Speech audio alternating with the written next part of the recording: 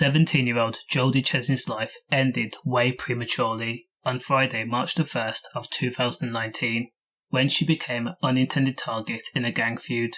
Again, Jodie was only 17 years old. Jodie was considered the girl next door. She was a scout. She had a partner called Ong-a-Kwie. She liked music and took part in smoking from time to time.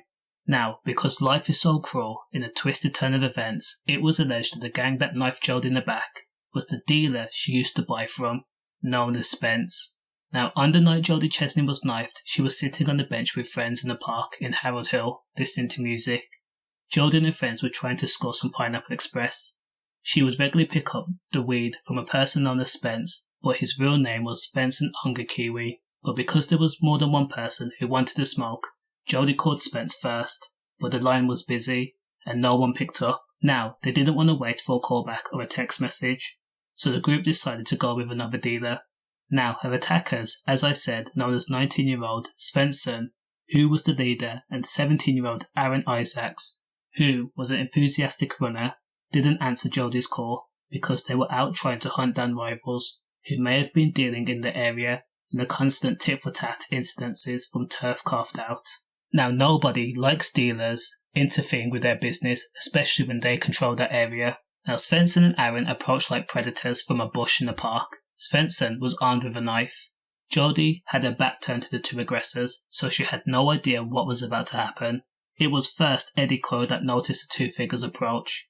He never assumed that a knifing would take place and that it would be fatal. His first thought was that someone was approaching and someone was going to get punched at the worst. But sadly, Jodie was poked with the blade in the torso, with so much force that it nearly went right through. Now, as soon as the knifing was done, Svensson and Aaron left in the waiting car. Eddie had no other option but to catch his girlfriend before she fell to the ground. At first, she was just silent, shocked, but then she screamed and cried out in pain, very loud. An ambulance was called and Jodie was rushed to the nearest trauma centre. But on the way, paramedics realised that Jodie was in severe condition. They pulled over and attempted to save her life on the street, but Jodie was pronounced dead a few hours later. Now, Jodie's dad was on the way to the hospital when he first received the call, and it was the police that were going to take him there. But dispatcher told the police to pull over and go back home because Jodie was no longer alive. She had not made it.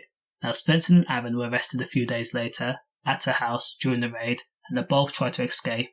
Svensson tried to climb off the conservatory roof but fell through, and that's how he was caught. Now, when they were questioned, they both blamed each other because, of course, there's no honour with these type of people. And, in another shocking twist, because Svensson's friends had a conscience, his friend told the court that the day after the incident, Svensson had called a friend, Tom Giles, and asked for money.